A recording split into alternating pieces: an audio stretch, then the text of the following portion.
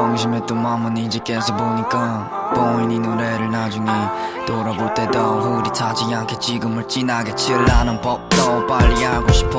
벌써 알지 않아도 되지만 아직도 실감 못하고 있지만 같이 탔던 차에 보인 창문 바깥처럼 주고 모두 다 느껴나가 blur 움직임 빨라. 어느새 우리도 차의 속도 따라갔나봐. 사실 근데 아직 그대로 멈춘 듯해 in the past. 그때가 늘 내겐 그대로 hope it never fades out. 애써 시선 각자만의 길로만 가다 보면 시선이 당겠지. 언젠간 정막 속이라도 서로의 목소리 닿겠지. 우린 늘 그렇게 서로를 걱정하게 되겠지. 기억해 비하니 thoughts 내 같은 시간 같은 자리에 언제 남겼던 우리가 용기가 없어 전하지 못했던 말. 이거 하나만 있지만 아주 먼 어느 밤 너를 위로할 별 하나 아마 나일 거야. 우리가 아닌 누구도 이해 못할 크기로 넌 존재해 내 마음에. I'll be your home.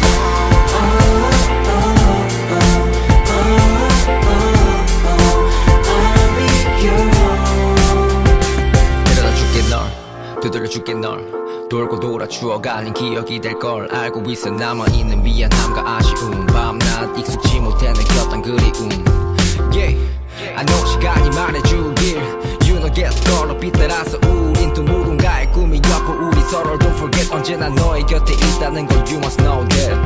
가끔은 생각해 현실이 꿈일 때 우릴 위해 항상 웃던 갈매기가 걱정돼. 같은 배 타도 혼자 다른 바다라. Assalamualaikum warahmatullahi wabarakatuh. Oke, sebelumnya saya ucapkan terima kasih kepada Bapak dan Ibu Guru yang sudah menyempatkan waktunya untuk datang pada acara diseminasi budaya positif. Ini merupakan bentuk aksi nyata dari modul 1.4 tentang budaya positif. Di sini saya ingin membagikan ilmu yang saya dapatkan setelah belajar budaya positif di pendidikan guru penggerak, dan semoga ini bisa membawa paradigma baru. Yang diperlukan adalah paradigma baru. Itu juga yang merubah saya. Jadi apa aja sih yang akan dirubah nanti kita lihat gitu ya. Nah, tapi sebelum kita mulai, saya ingin kita membaca doa dulu supaya kegiatan hari ini berjalan lancar dan apa yang saya sampaikan mendapat manfaat. Amin.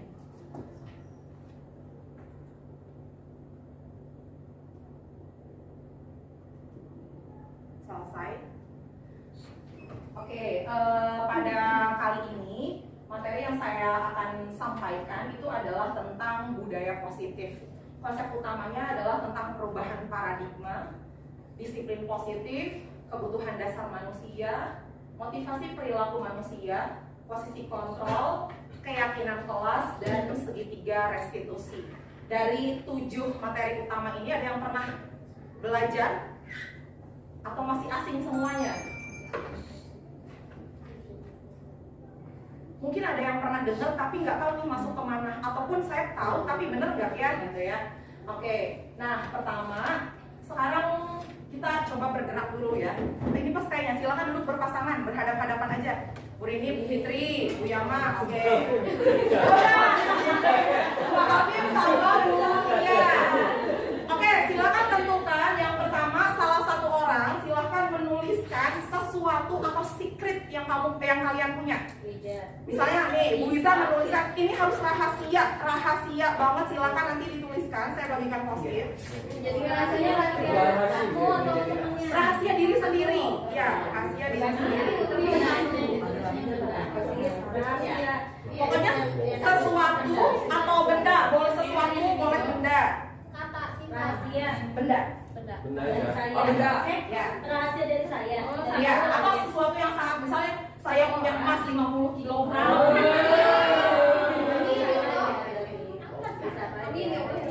Saya punya baju seharga. Atau misalnya saya hari ini nggak ngaji. Kan rahasia tuh. Oke, silakan dituliskan. Pastikan temannya jangan sampai ngelihat dan jangan sampai tahu. Ditulis. Oke. Satu aja, satu orang aja yang nulis. Kalau sudah, silakan letakkan si kertas tadi di tangan Anda, terus digenggam buat kepalan secara kuat. Nah, udah? Bu, belum? Udah? Bu yang belum? Harga tiket konser Dito berapa gitu? Oh, kalau itu aku tahu. Nggak punya rahasia. Punya, tapi kan nggak mungkin dikasih tahu di sini juga. Udah? Kasih tahu ini. Oke? Bu Eni udah? Bu Rizky yang udah? Habib udah? Oke, sekarang tugas yang kedua, temannya yang satu tadi yang nggak nulis, silakan kalian lakukan mencoba dengan sekuat tenaga gimana caranya si kepalan tangan ini sampai bisa terbuka. Oke.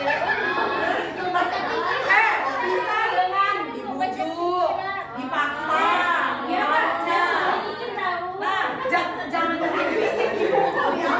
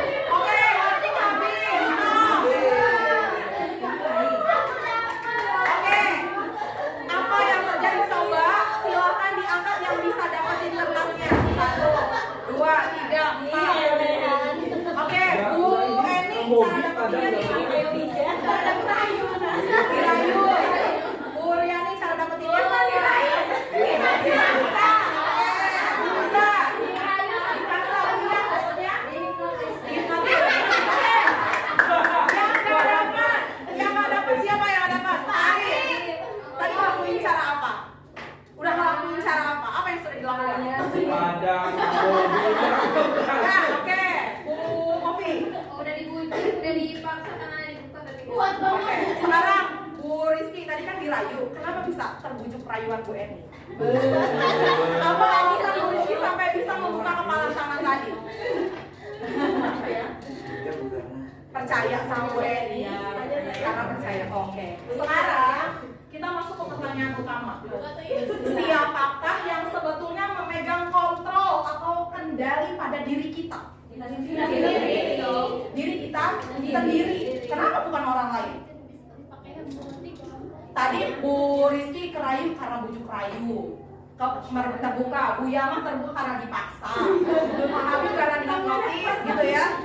Oke, tapi akhirnya Bu Rizky membuka si tangan itu dengan rayuan atas dasar keinginan sendiri kan. Oke, jadi sebenarnya yang megang kendali diri kita itu adalah diri sendiri, berasal dari motivasi internal, adanya di dalam. Luar itu berpengaruh tapi tidak spesifik dan tidak selamanya. Hari ini Bu Rizky membuka rahasianya, tapi besok belum tentu membuka rahasia itu ke Bu Eni, gitu ya. Hari ini Misi In bisa dipaksa sama Wiza, tapi belum tentu besok akan bisa dipaksa sama Wiza, gitu ya.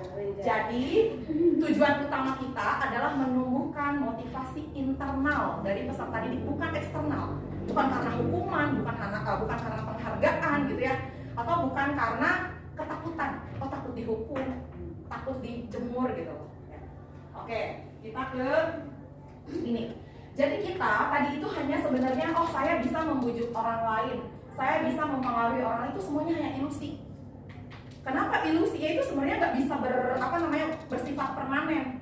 Hanya berlaku untuk orang-orang tertentu yang belum punya pendirian misalnya. Tadi Pak Ubay sama Pak Arif udah dikasih padang, udah dikasih anak, nggak mempan. Kenapa? Karena dia dari dalam dirinya emang nggak mau buka gitu. Nah iya, karena baru sarapan ya. Oke, jadi kita bisa mengontrol murid itu ilusi. Ini yang selama ini kita pahami ya. Terus ilusi bahwa kritik dan membuat orang merasa bersalah itu dapat menguatkan karakter. Sometimes kita suka kan, gimana coba kalau orang tua kamu tahu? Pasti sedih. Itu membuat diri mereka jadi bersalah, bukan menyadari perbuatannya salah. Gitu.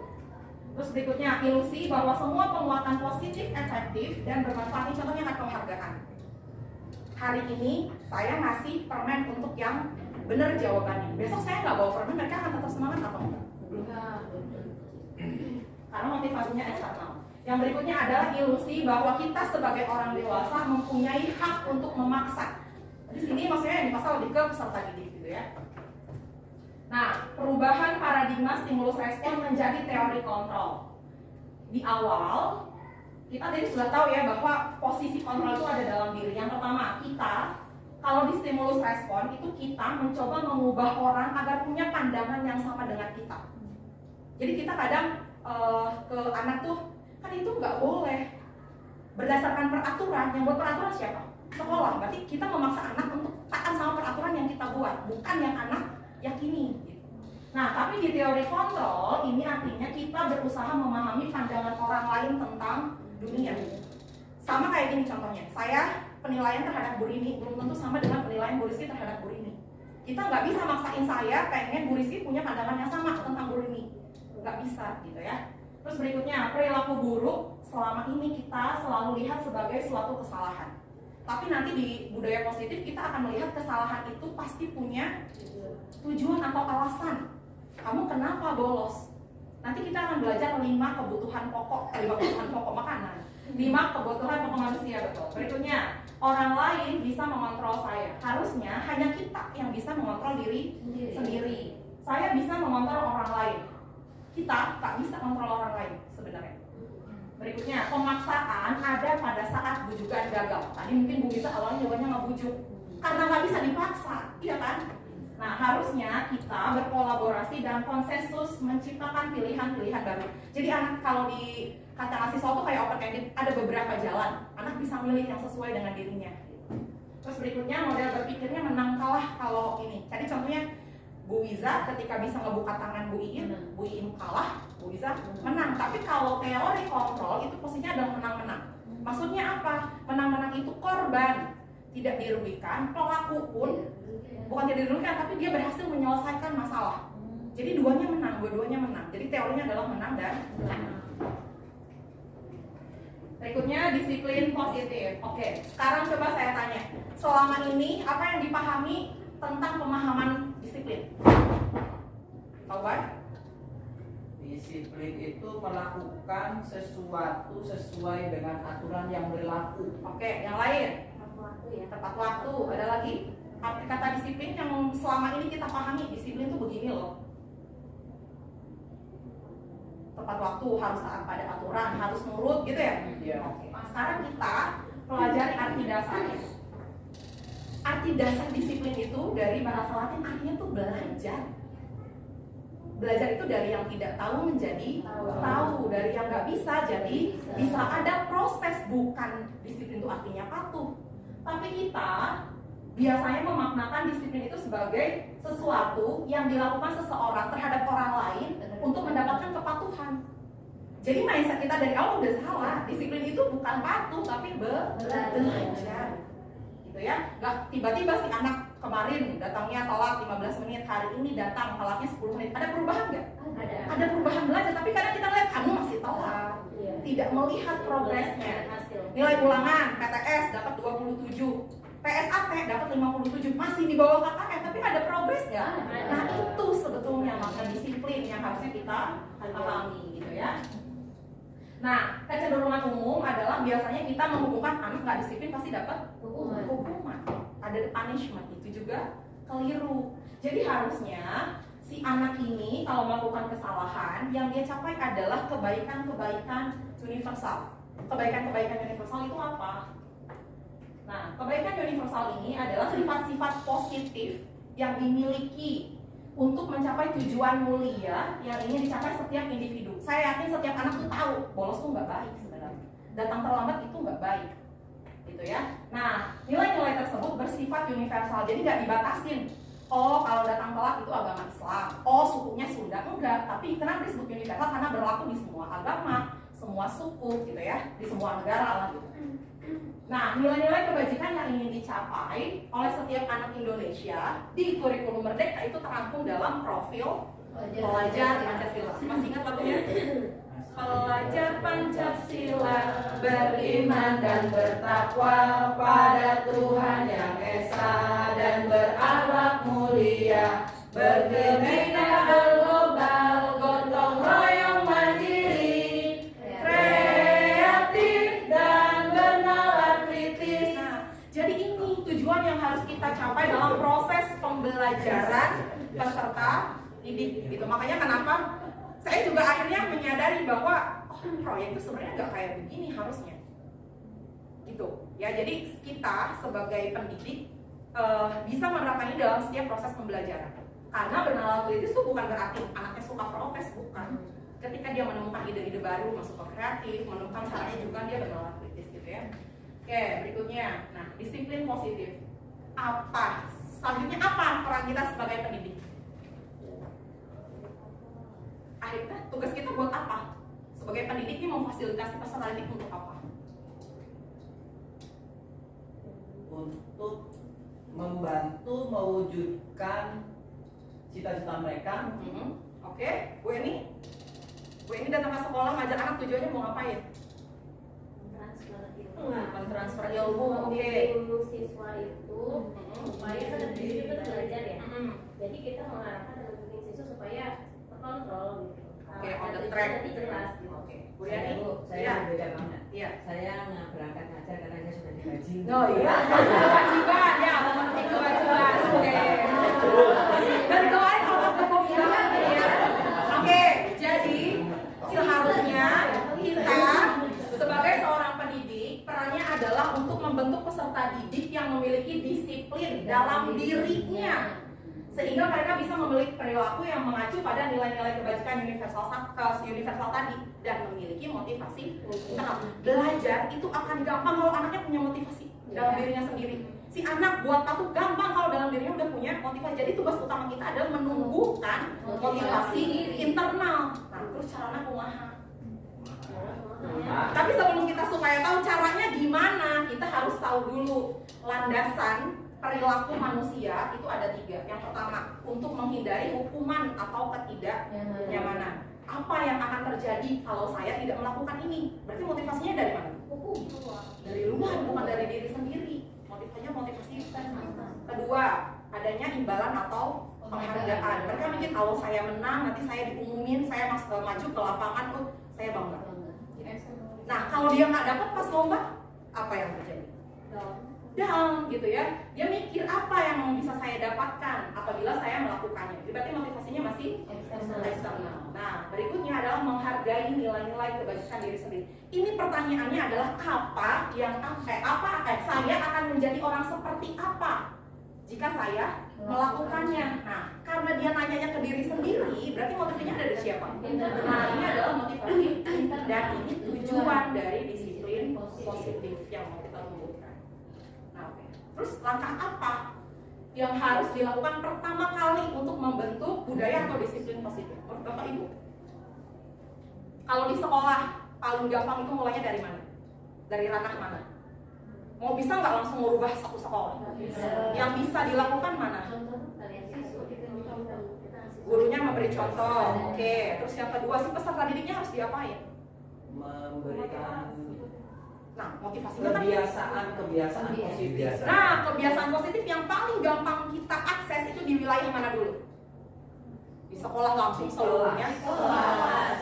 Betul. Jadi yang bisa kita tindak lanjuti pertama kali itu adalah yang ada di dalam kelas. Jadi yang harus kita buat adalah ini dulu. Lihat dari yang paling dalam. Ada peraturan kelas, keyakinan kelas, lingkungan positif dan budaya positif. Jadi kalau pertama buat peraturan ini di kelas. Keyakinan kelas, bayangkan saya wali kelas 8C, yang lain megang kelas, semuanya melaksanakan ini, otomatis sekolah akan terbentuk nggak budaya positifnya? Terbentuk gitu ya. Nah, bedanya peraturan kelas sama keyakinan kelas akan kita bahas berikutnya. Nah, mengapa harus keyakinan kelas, bukan peraturan kelas? Selama ini kita buatnya apa? Peraturan. Terus kenapa di sini nanti yang dibahas adalah keyakinan kelas, bukan peraturan kelas? Silahkan dibedakan dari katanya aja, satu peraturan, satu keyakinan. Kalau Kalau yakin itu dari hati. Dari hati, betul. Ada lagi? Kalau peraturan itu dari luar. Dari luar, oke. Biasanya kalau peraturan, image-nya lebih kemana tuh? Hukuman. Terus kalau keyakinan, Keyakinan tuh kesadaran. Oke, contoh kecil yang mau saya kasih adalah tentang sholat. Kalau kita berpikir sholat itu aturan, kita cuma mikir saya kalau nggak sholat dapat dosa, atau saya sholat dapat pahala. Tapi kalau dalam diri kita yakin dengan kita sholat, saya dekat sama Allah, Allah akan dekat dengan saya, Allah akan membantu saya. Kira-kira akan lebih mudah menjalankan sholat berdasarkan peraturan atau keyakinan? Makanya disuruhnya beriman dulu. Iya kan? Ya, jadi kenapa harus keyakinan kelas? Oke, kita akan belajar praktek membuat keyakinan kelas. Semoga di tahun ajaran baru bisa diterapkan oleh kita masing-masing. Oke, tapi untuk buat keyakinan kelas nggak bisa langsung nih keyakinan kelas, anak-anak nggak bakal ngerti. Kita akan membuat ini dari peraturan yang biasa mereka laksanakan. Jadi pertama kita buat peraturan berdasarkan kesepakatan kelas. Peran kita sebagai wali kelas itu harus bisa memfasilitasi gimana caranya sih peraturan yang dibuat ini berdasarkan semua orang yang ada di situ. Jadi nanti keyakinan kelas itu tanggung jawabnya bersama, bukan cuma itu kan yang buat si Rizky, itu kan yang buat si Tia, bukan saya. Jadi dilibatkan semuanya. Yang kedua, mengubah peraturan menjadi kalimat positif, menyarikan, maksudnya tuh kadang ada peraturan-peraturan yang mirip, dibuatlah secara umum tentang kebersihan misalnya gitu ya. Terus menggali perilaku yang mencerminkan dan tidak mencerminkan keyakinan kelas. Nanti kita bisa pakai tabelia atau tabel T. Berikutnya memperdalam tugas warga kelas. Kita langsung praktek. Oke, pertama peraturan kelas. Saya kasih pemantik dulu. Ini kalau misalnya kalian sebagai peserta didik, pertanyaannya adalah kelas seperti apa yang kalian inginkan? Silakan ditulis. Nanti kita misalnya tidak berisi gitu ya. Bu, bawa pulpen dari Bu? Enggak. Pinjamin Rip. Di open.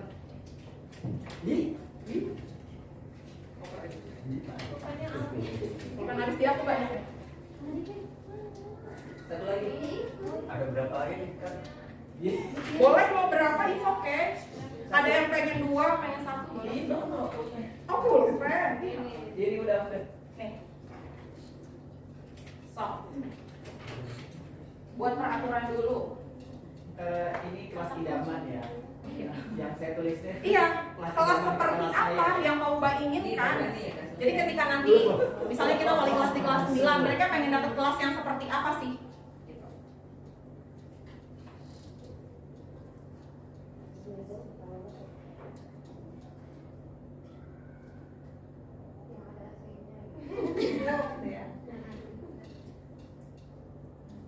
Yang wangi, tidak bau. Ya nggak masalah, mau sama it's okay. Oke, kalau sudah silakan tempel di sini, di depan. Sini aja tempel. Siap semua. Yang udah silakan ditempel. Gak usah banyak-banyak. Boleh. Sok.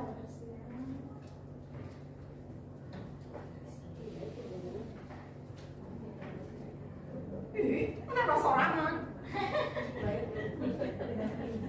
Kalau harus banyak, misalnya cuma kamu pengen punya kelas yang tidak berisik, gitu, nggak kotor, gitu. Yang mana?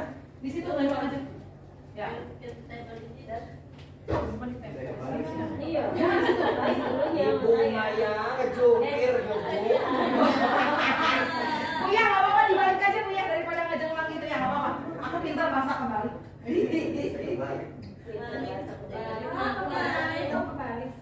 kejungkir ya.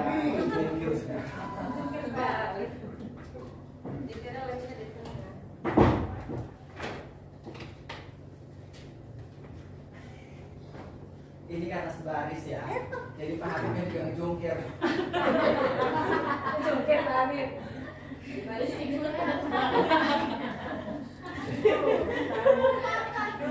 Oke, sudah? Belum. So, yang terakhir nanti bantu bacain ya. Iya.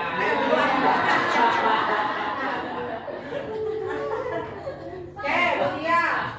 Coba dibacakan. Yang mana? Yang semua. Nanti kita akan gali yang mirip-miripnya. Yang pertama ya, Nah, yang pertama katanya kondisi kelasnya kondusif, bersih, rapi dan fasilitas lengkap. Maknanya masih ambigu ya, apakah cukup dengan satu dan tempat sampah. Next, selanjutnya. Kedua, kelasnya bersih, wangi, Oke. nyaman dan kondusif. Terus. Yang ketiga, ini kenapa? Apa nih, saya susah ya? Kondusif tuh maknanya apa? Tidak berisik kali ya? Iya, jejeran jatuh. Jatuh tuh. Ya. Good. Yang ketiga, kelasnya nyaman, tertib, rapi, bersih, kondusif, dan menyenangkan. Terus. Selanjutnya kelasnya yang bersih dan nyaman katanya. Oke, terus. Oke, yang kelima, Ya. bersih, rapi, hijau, dan bersahabat. Lanjut, saling menghargai sesama manusia. Bersih, nyaman, kondusif, wangi, dan adem. Nyaman, kelas bersih, tidak berisik, komunikatif. Nyaman, bersih, kondusif, komunikatif, saling menjaga, kompak, dan wangi. Lanjut lagi ya. Bersih, nyaman, wangi, ada air minum, ada AC, senang, tidak ada permusuhan.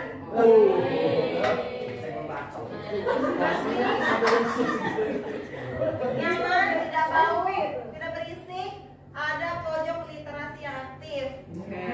Nyaman, bersih, pencahayaan cukup, alat Beda tulisan bahasa, ya. tidak berserakan. Lanjut, nyaman dan asri, bersih, siswa aktif, sejuk, siswa mempunyai kesadaran untuk menjaga kelasnya.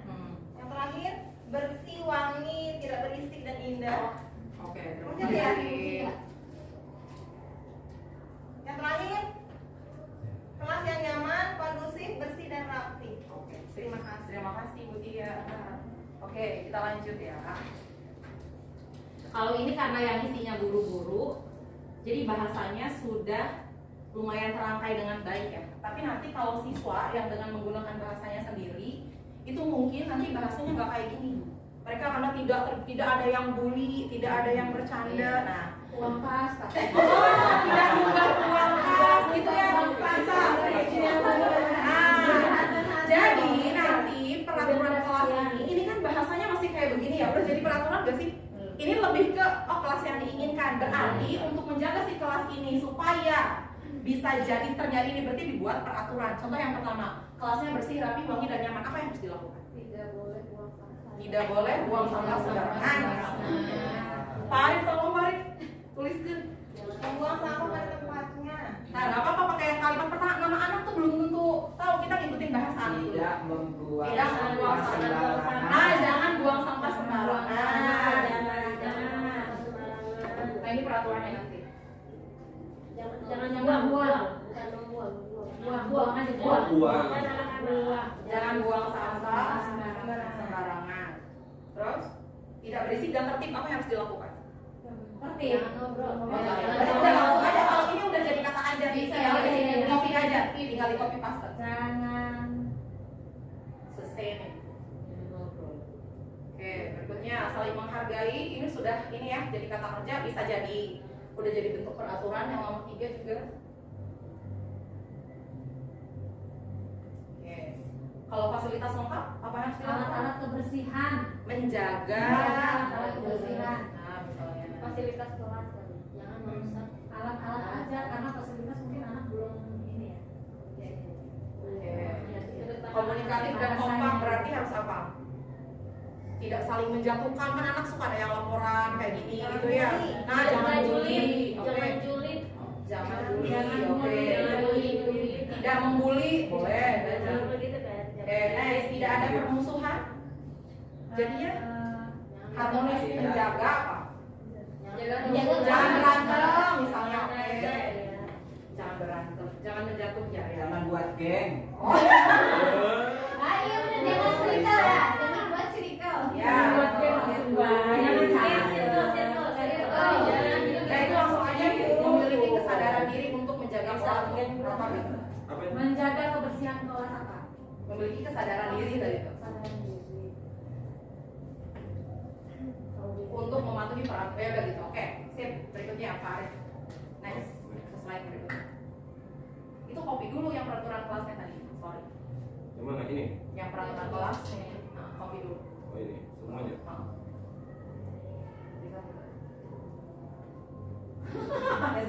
Nggak bisa. Gak apa-apa, ini aja copy satu. Oh ya bisa.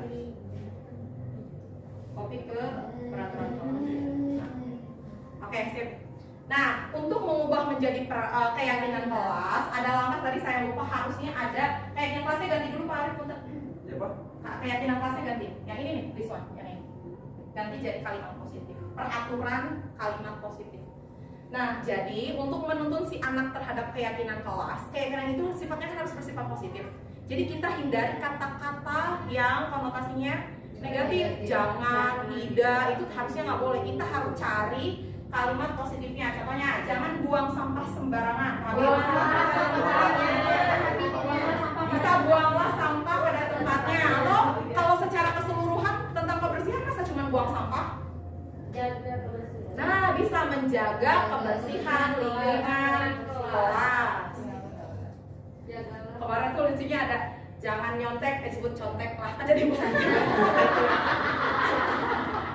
Oke, berikutnya tidak berisik dan tertib. Berarti kalimat positifnya apa? Tidak berisik, berisik-lah gitu ya. Apa tuh? Menjaga ketenangan. Menjaga ketertiban kelas. Oke. Oke, next berikutnya saling menghargai sesama warga kelas. Nah, di sini kita harus tanam ke, kalau ini udah positif ya? Sudah, so tinggal di copy aja.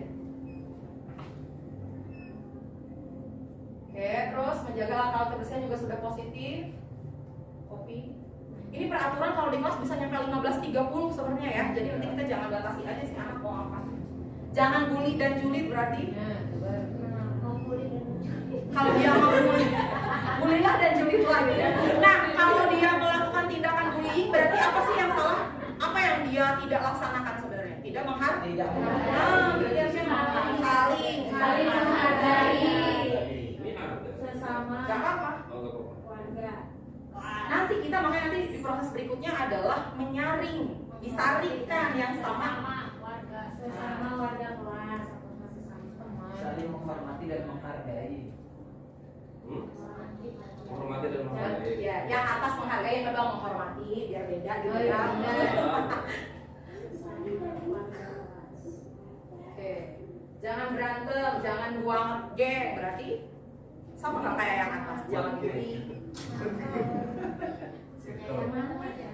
Saling menyayangi, saling menyayangi, Saling menjaga. saling menyayangi, menjaga boleh. Oke, yang ketujuh memiliki ya, oke, sekarang keyakinan, oke masih positif berarti Pak Arif muter ini duplikat aja, duplikat kita buat ke keyakinan kelas. Semuanya. Ya, satu Oh, satu ini. satu ini di duplikat. Nah ya, oke, sip. Nah ini ubah, yang ini kalimat positif, ini kalimat positif, ini keyakinan kelas. Oke, kita akan mengubah si kalimat positif ini menjadi keyakinan atau nilai-nilai kebajikan universal tadi. Oke, berarti yang sebelah sini di copy, yang itu dihapus, yang ini langsung. Oke, pinter loh teman peraturannya cerdas. Udah belajar juga dia soalnya. Mempersiapkan diri. Tinggal yang keyakinan kelas di copy aja di situ kan. Nah, yang itu pindahin ke kiri.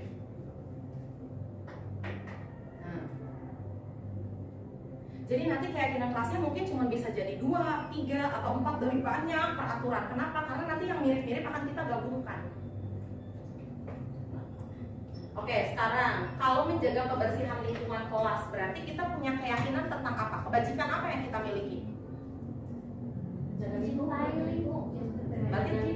Berarti tentang kebersihan.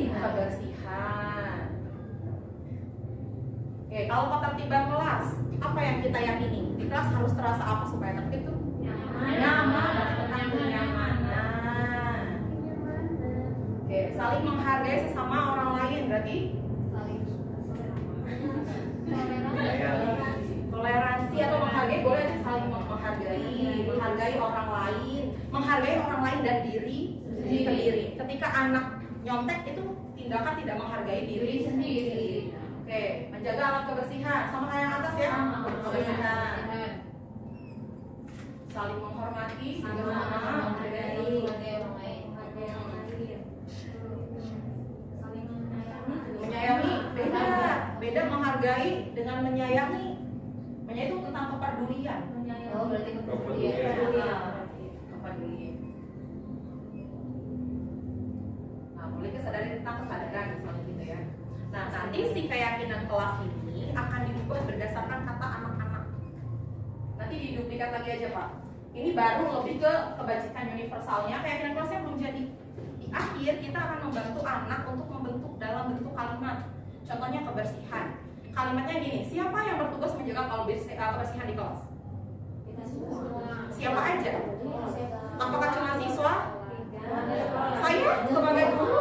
Jadi nanti di peraturannya guru dan siswa menjaga kebersihan.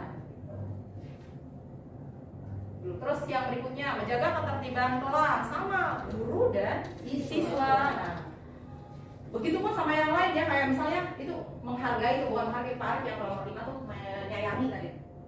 Nah, iya. Saling menyayangi.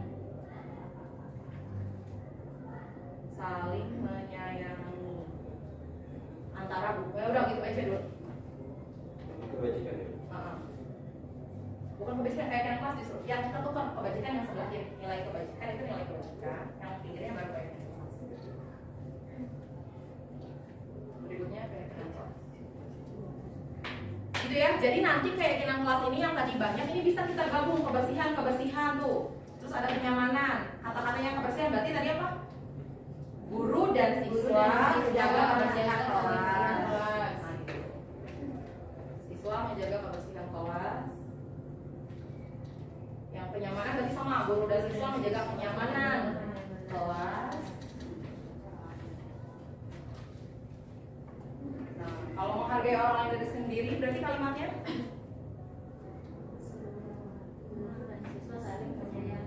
kalau yang saling menyayangi betul. Kalau menghargai orang lain dari sendiri itu udah jadi peraturan sebenarnya ya, udah langsung di copy aja Pak. Nah, yang kebersihan di atas udah, nanti kita hapuskan saling menyayangi. Berarti guru dan siswa saling menyayangi satu sama lain. Kepedulian juga sama, intinya kayak gitu. Ya nanti kita bisa bahas selanjutnya. Oke, berikutnya Pak Arif, thank you. Next slide. Di slide show dulu. Nah, oke. Setelah keyakinan kelas tadi dibuat dan nilai kebajikannya sudah kita dapatkan, nih contohnya ya. Ini adalah pendalaman. Nah, pendalamannya tujuannya supaya anak tahu mana yang mencerminkan hormat, mana yang mencerminkan sayang. Di sini sebenarnya ada tabel T, ada tabel Y. Ini tabel Y. Ini tabel T. Tabel T itu dia akan dibagi cuma 2 kolom. Yang satu tampak seperti, yang satunya lagi tidak tampak seperti. Contoh gini. Yang pertama tadi harus saling menghormati. Misalnya ini hormat. Perilaku apa yang seperti menunjukkan rasa hormat? Disimpan di sini. Misalnya tadi menghargai orang lain, saling ada guru salim, sesama teman saling menyapa, senyum. Jadi nanti di sini didata nih bagian mana aja yang termasuk kehormat. Boleh nggak ada 5? Boleh. Jadi intinya nilai kebajikan itu kayak kelas itu cuma sedikit, kayak tadi cuma ada 5 gitu. Tapi penjabarannya di penguatan ini mereka akan tahu, oh kalau saya ada guru lewat saya nggak saling, berarti saya tidak menunjukkan nilai kebajikan yang hormat tadi. Kalau saya sama temen manyun gitu, nggak nyapa, nggak salam, berarti saya tidak menunjukkan. Jadi nanti ini tujuannya adalah di segitiga restitusi, gitu ya. Jadi ini yang tampak seperti, ini tidak tampak seperti. Nah sekarang kalau misalnya yang tabel Y itu ada 3. Ini boleh nggak Bu saya pakainya salah satu? Silahkan. Tapi kalau misalnya kita merasa si anak ini dengan tabel T kayaknya belum paham, dalami dengan tabel Y. Tabel Y itu ada terlihat. Jadi misalnya hormat itu terlihatnya kalau apa? Si peserta didik melakukan apa? Sifat hormat akan terlihat pada peserta didik kalau dia melakukan apa? Kok salam, mengucapkan salam, senyum, kan kelihatan kan? Nah, sekarang kalau terdengarnya, ih si orang, kita baru lewat tapi kering, orang ini kayaknya tipikalnya yang hormat nih, apa yang terdengar? Sapa, misalnya gitu. Terus berperilaku tuh senyum atau misalnya saat lewat saling atau membungkukkan badan, nah kayak gitu. Jadi anak-anak akan lebih detail, oh hormat tuh perilakunya yang ini. Jadi kalau one day ada anak yang melanggar, misalnya ada anak yang ada guru lewat cuek aja, kita nanti untuk negurnya keyakinan kelas apa yang tidak kamu laksanakan? Oh iya, hormat terhadap orang lain. Jadi kita tuh cuma ngegali aja setelah diperdalam ini, gitu ya. Ini dilanjut. Nah, berikutnya, kalau kita sudah membuat keyakinan kelas, belum tentu semuanya akan patuh, belum tentu semuanya akan menerapkan keyakinan yang mereka miliki. Nah, apa yang harus kita lakukan? Bukan menghukum, tapi terapkanlah ada namanya pendekatan restitusi. Saya juga baru dengar, ingatnya kata restitusi, ada restitusi. Oke, restitusi ini adalah proses menciptakan kondisi bagi peserta didik untuk memperbaiki kesalahan mereka. Jadi bukan fokus kamu salahnya, ini kita tuh kadang fokusnya di kesalahan, nyari-nyari orang yang salah siapa, sampai anak memfitnah orang lain untuk melindungi diri. Jadi ini tuh fokusnya adalah memperbaiki kesalahan, sehingga ketika mereka balik lagi ke kelompoknya, mereka akan jadi pribadi yang lebih kuat, gitu ya. Berikutnya, restitusi juga adalah proses kolaboratif. Kolaboratif tuh maksudnya apa selama ini? Kalau kita nanganin anak, kita sendiri yang nentuin, kamu harus A, harus B, harus C. Kalau kolaboratif, anak menentukan, kita mengarahkan. Anak-anak yang akan menurut kamu untuk menyelesaikan masalah ini, apa yang harus kamu lakukan? Mereka yang mikir, bukan kita yang nyuruh gitu. Nah, jadi untuk mencari solusi dari masalah, membantu murid berpikir tentang orang seperti apa yang mereka inginkan. Jadi kita bisa bilang, kamu pengennya jadi orang seperti apa? Pengen orang yang sukses. Kalau misalnya kamu terus melakukan tindakan bolos sekolah, bisa kan jadi orang yang sukses. Nah kayak gitu. Jadi memunculkan motivasi internal. Nah, melalui restitusi, ketika peserta didik melakukan kesalahan, guru akan menanggapi cara yang memungkinkan murid untuk membuat evaluasi internal. Gitu kayak tadi, keyakinan kelas apa yang tidak kamu laksanakan. Mereka akan mikir gitu. Nah, terus membuat evaluasi internal tentang apa yang dapat mereka lakukan untuk memperbaiki. Jadi fokusnya adalah menyelesaikan masalah, bukan ngorek-ngorek siapa yang salah gitu ya. Restitusi ini menguntungkan korban. Menguntungkan korban tuh misalnya ada yang dibully, nanti si anak ini kan dia mikir, saya mau minta maaf. Berarti si korban untung, tetapi menguntungkan juga yang berbuat salah. Untungnya di mana? Dia mendapat proses perbaikan, belajar gitu ya. Nah, ini adalah tahapan segitiga restitusi. Ini kemarin ada perubahan. Yang pertama yang harus dilakukan adalah menstabilkan identitas. Jadi kalau ada anak yang salah, yang harus dilakukan itu adalah pertama kali menstabilkan identitas. Contohnya kayak gini, perkataan dari kita gini. Ibu paham, setiap manusia pasti pernah berbuat salah. Jadi dia tidak menganggap rendah dirinya dulu, gitu. Dan kita tuh menjalin ini sebenarnya membangun trust dari dia, kepercayaan dari dia ke kita. Terus aku ada kata-kata, kamu bukan salah satunya yang pernah melakukan kesalahan ini. Jadi dia harus ada temennya. Berikutnya adalah validasi tindakan yang salah. Harusnya di sini kemarin diubah jadi validasi kebutuhan. Nah, kayak kita tanya, kamu pasti punya alasan kan ngelakuin ini? Atau adakah cara yang lebih efektif untuk mendapatkan apa yang kamu butuhkan? Nanti kita akan belajar yang 5 kebutuhan tadi ya. Kalau misalnya si anak suka bolos, kira-kira kebutuhan dasar apa yang tidak terpenuhi dalam dirinya dia? Terus yang terakhir adalah menanyakan keyakinan. Makanya kenapa harus dibuat dulu keyakinan kelas? Nanti kita akan nanya, keyakinan kelas apa yang telah kita sepakati? Apa yang belum kamu laksanakan? Gitu ya. Nah, tahapan, kalimat-kalimat contoh menstabilkan identitas. Jadi menstabilkan identitasnya tujuannya adalah untuk membuat anak yang merasa gagal karena berbuat salah menjadi positif terhadap dirinya dia. Contoh kalimat yang bisa digunakan, ini ya, berbuat salah itu manusiawi, tidak ada yang sempurna. Kita pasti bisa menyelesaikan masalah ini. Jadi dia nggak gugup dari awal dipanggil guru takut, gitu ya. Atau bapak ibu tidak tertarik dengan siapa yang salah.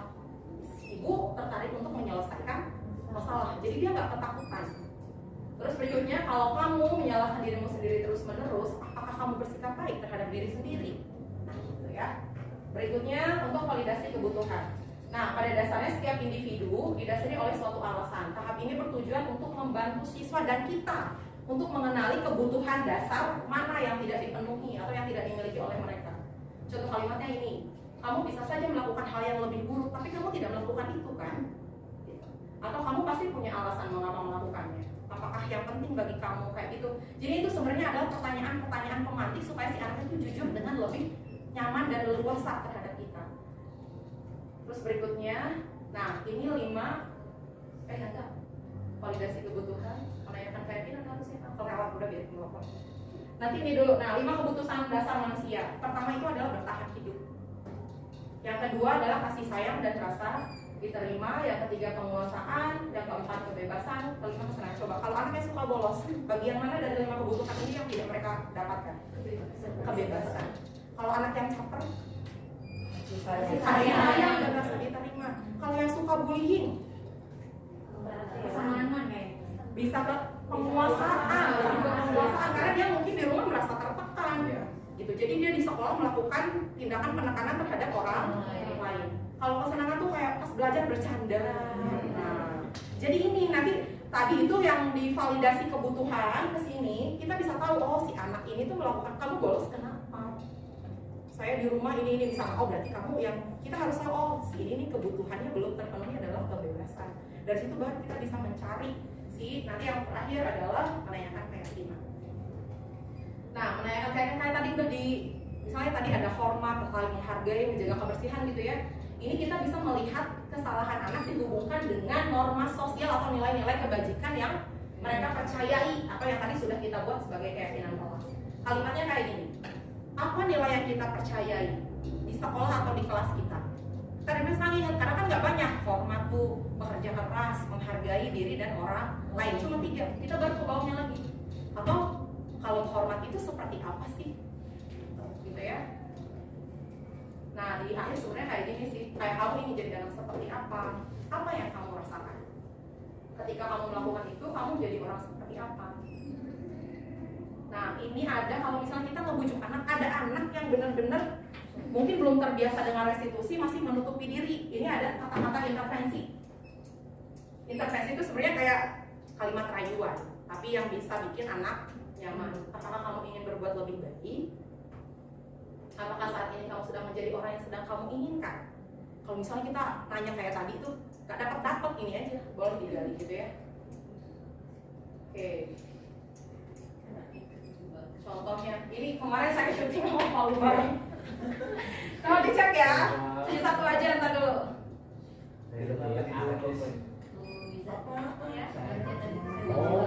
Ntar dulu ya.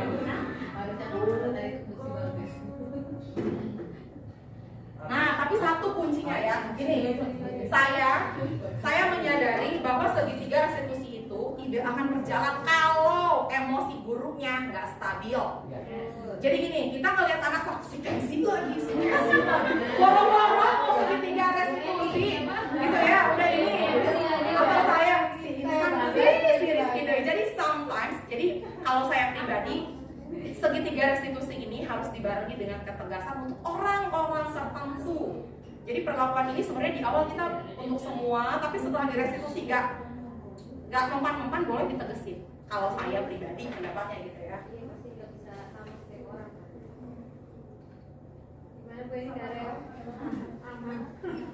Siapa Bu Yani?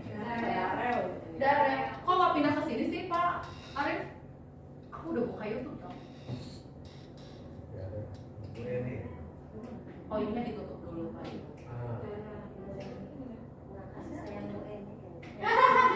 Bu Eni kurang saya Bu Eni katanya. Ayo Bu Yani. Kelebihan kasih sayang dari rumah itu. Mau maminya aja berdua. Kedengeran suaranya? Tapi nanti pas percakapan pasti kecil. Kurang gede. Gak ada speaker sih. Tapi suaranya nggak kedengeran. Sultan. Anak syuting. Iya aku belum baca. Gak apa-apa, nanti ada kata-kata di sini. Nih, bisa.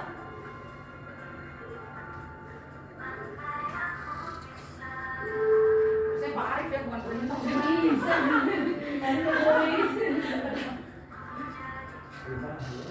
Iya benar. Gak kedengeran ya suaranya ya?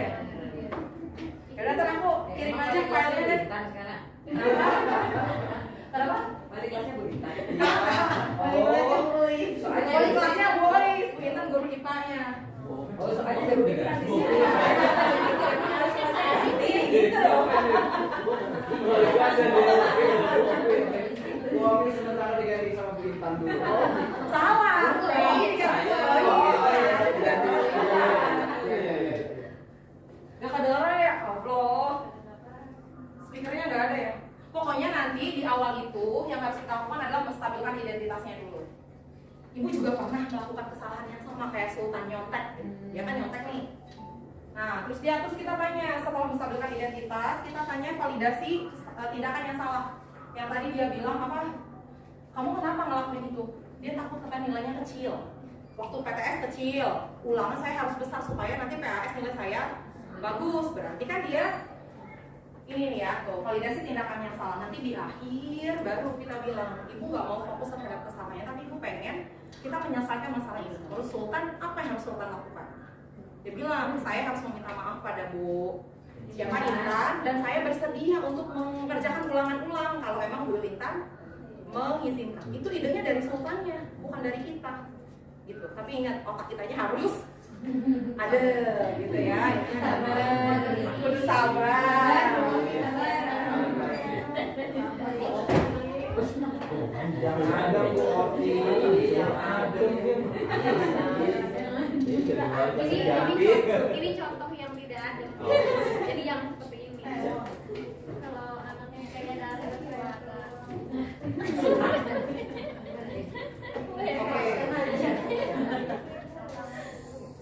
Oke, kita lanjut sebentar. Oke, ini ciri-ciri dari pendekatan restitusi. Pertama, kita bukan untuk menebus kesalahan, tapi melainkan belajar dari kesalahan. Oke, terus memperbaiki hubungan. Kalau misalnya dia berantem, berarti memperbaiki hubungan antara korban dan pelaku gitu ya. Sebuah tawaran, bukan paksaan. Jadi kita nawarin, Sultan mau apa? Kalau maksa kamu harus minta maaf, dia ngerasa nggak salah, nggak bakal bisa dia minta maaf. Terus untuk menuntun, untuk melihat ke dalam diri. Kayak tadi pertanyaan kamu pengen jadi pribadi yang seperti apa? Apa yang Sultan yakin? Ya. Fokusnya pada karakter, bukan tindakan. Terus fokus pada solusi, mengembalikan murid yang bersalah kepada kelompoknya dan mencari kebutuhan dasar yang mendasari tindakan pelanggaran tadi. Nah, ini nih. Konsep disiplin dengan identitas gagal tuh ada dua, adalah menghukum dan memberikan penghargaan. Kenapa?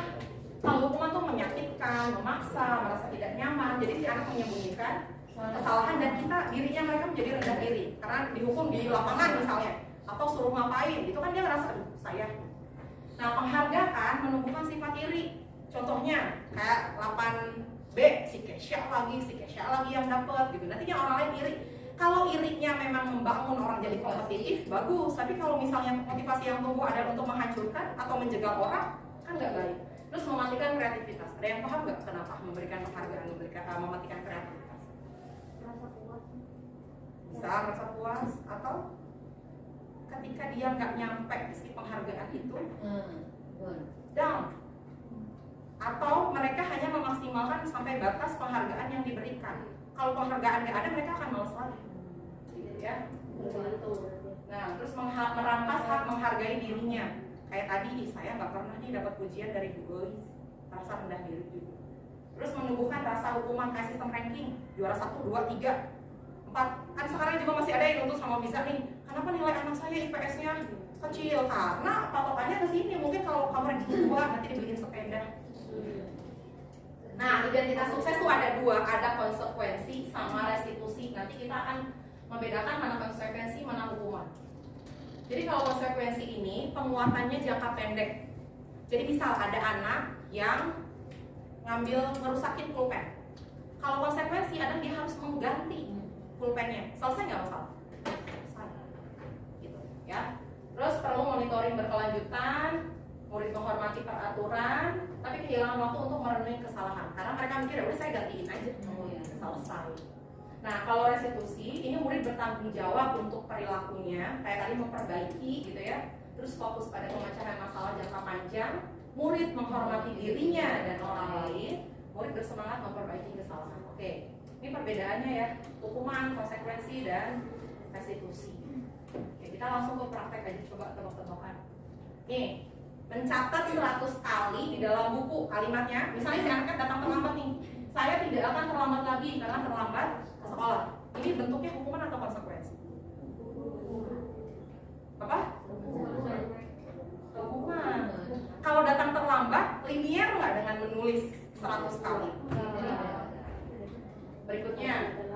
membersihkan tumpahan air di meja tulis karena tersenggol pada saat belajar. Konsekuensi. Gitu ya. Terus berikutnya, murid diminta untuk push up 15 kali karena salah menggunakan seragam. Menggantikan kertas tugas teman yang telah dicoret-coret. Konsekuensi. Kalau yang terakhir, lari mengelilingi lapangan basket 2 kali. Coba dibaca lagi.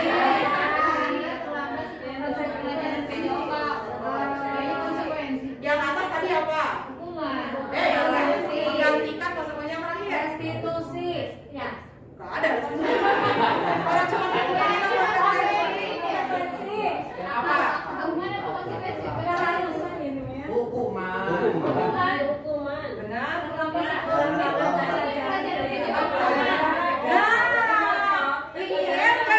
Kalau telat matematik suruh lari.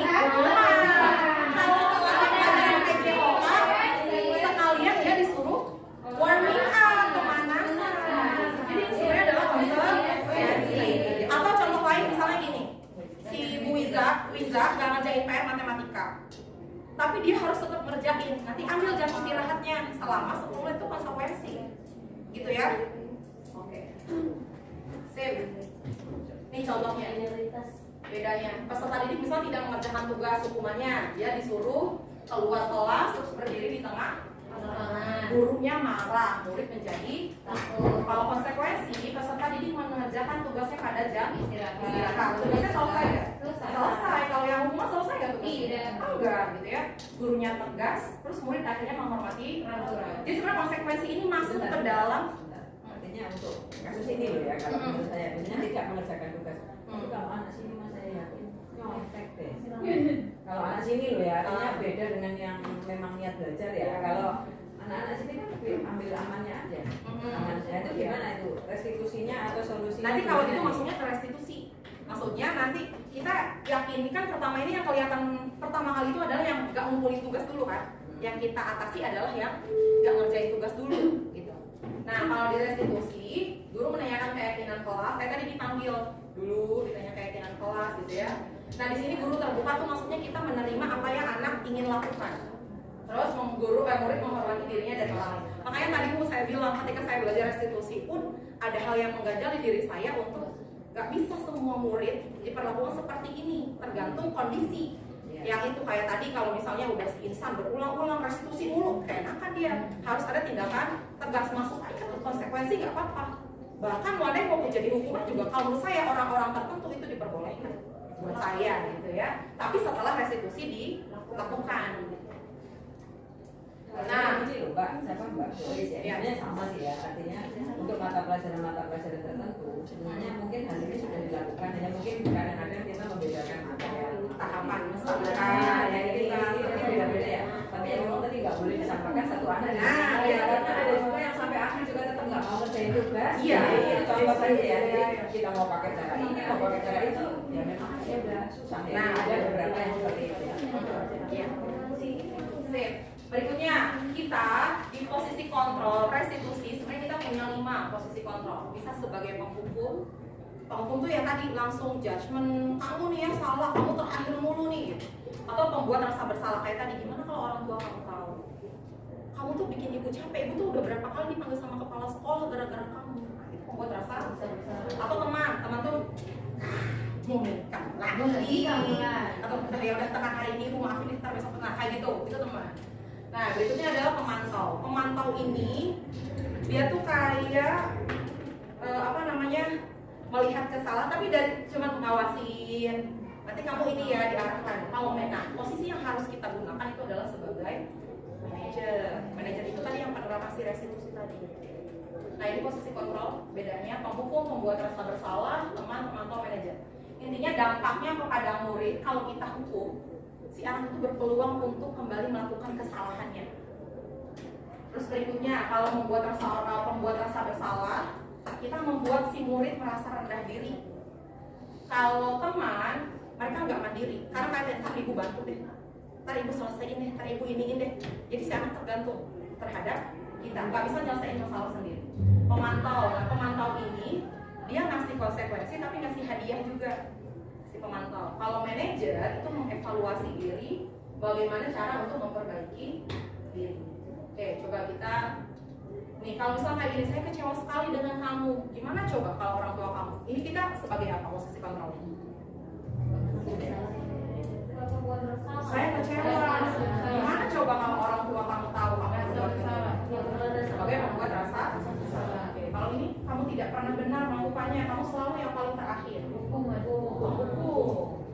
Oke, berikutnya, ayolah lakukan demi ibu bapak. Nah, sebagai kalau yang ini, apa yang kita yakini? Jika kamu meyakininya, apakah kamu bersedia memperbaikinya?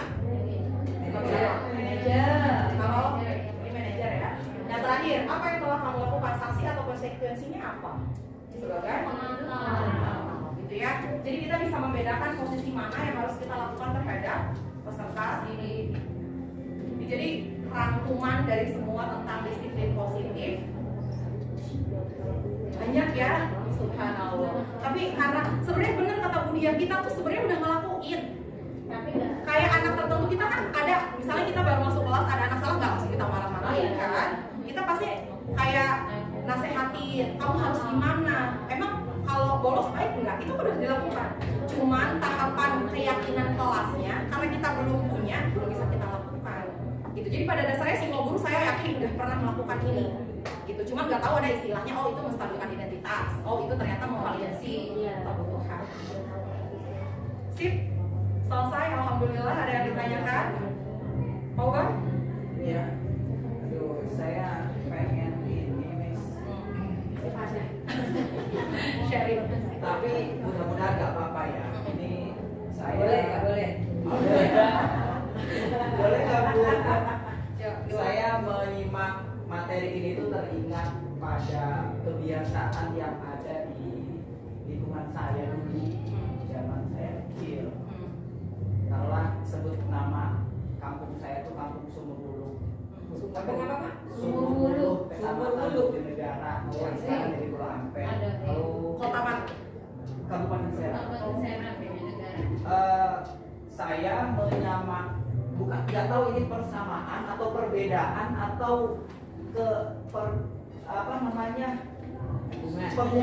perubahan suasana begitu ya.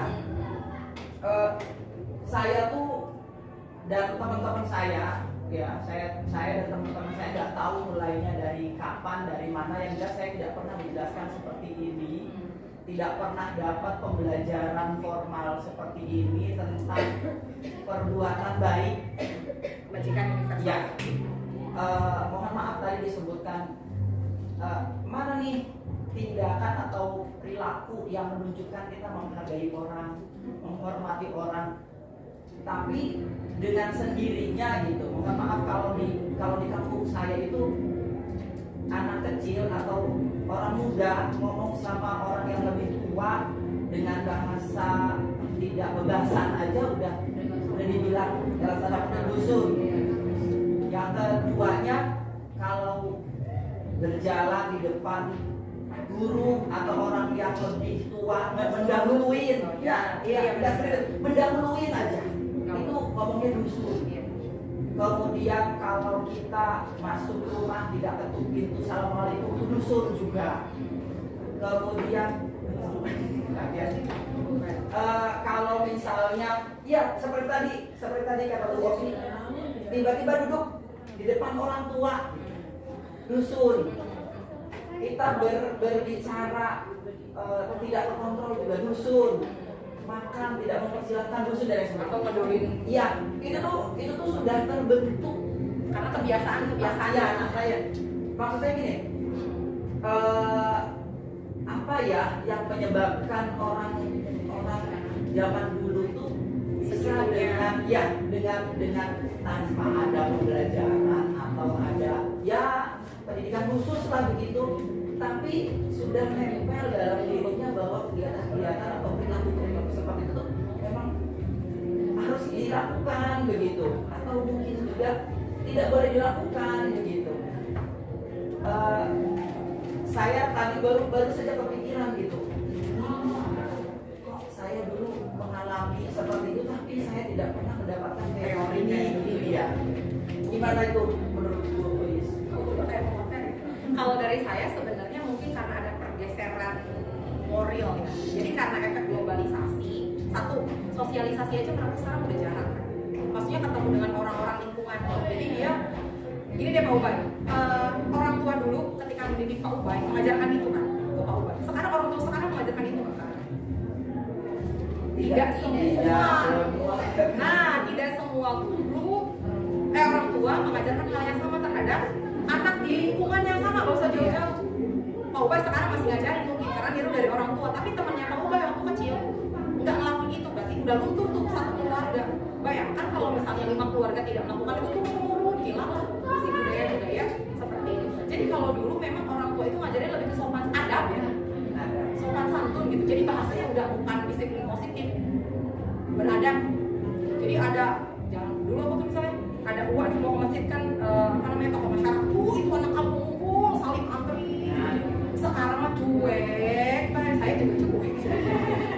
Nah gitu, jadi mungkin karena memang ada perubahan cara didik dari orang tua dulu ke sekarang. Zaman sekarang kan dengan alibi apa sih namanya cara didik beda-beda ya. Kayak misalnya cara didik kita Willy beda dengan cara didik VOC jangan dulu gitu. Mungkin dulu saya pribadi dididik ibu saya buat sama kayak saya bawel galak gitu ya.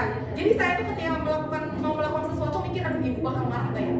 Jadi memang pembuat rasa bersalah, tapi ujungnya kita akan membentengi diri supaya saya tidak melakukan hal itu gitu. Tapi mungkin karakter itu ke anak sekarang yang mentalnya kerupuk itu nggak bisa kayak begitu. Kayak kita kan cemburu nih. Saya si Wiza kukunya nih saya potong di begini, zaman dulu mah kuku panjang gitu sama guru ya. Terus kita bilang ke ibu, penggaris dia yang kayu bilang sama ibu, tadi digebuk pamaku. Bisa, aneh lah itu macam nah. Sekarang enggak. Guru saya sekarang jadi almarhum dilaporin ke polisi gara-gara nyukur rambut. Rambutnya panjang, terus kebetulan bapaknya polisi. Ya udah dipanggil.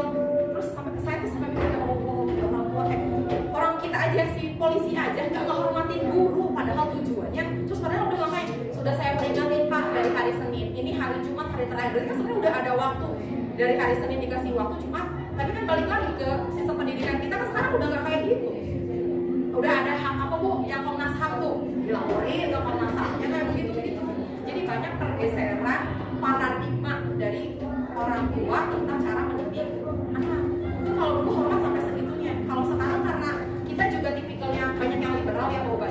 Maksudnya kita ada mungkin orang tua yang nggak apa-apa kamu makan aja duluan, bapak lagi ini dulu.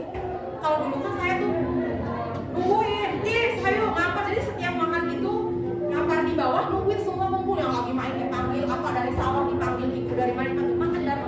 Kalau sekarang kan nggak kayak gitu, makan ngalir gitu aja udah jadi mereka etika ketika makan harus nunggu yang tua dulu itu nggak tahu karena mungkin kebersamaan itu udah nggak ada di keluarganya dia. Kayak di kampung misalnya kalau ada siapa lewat harus begini dulu, orang keluar rumah juga jarang, main HPP gimana dia bisa tahu cara menghormati orang lain gitu. Ya atau kayak dulu deh saya waktu SD ke sekolah 2 km nggak pernah diantar. Sekarang coba Buya keponakannya pas 1 SD sekolah 2 km, khawatir nggak kan? Nah kayak gitu, jadi mandirinya juga nggak bisa. Itu kenapa? Karena memang kondisi lingkungan kita sekarang takut motor, serempet, ada penculikan.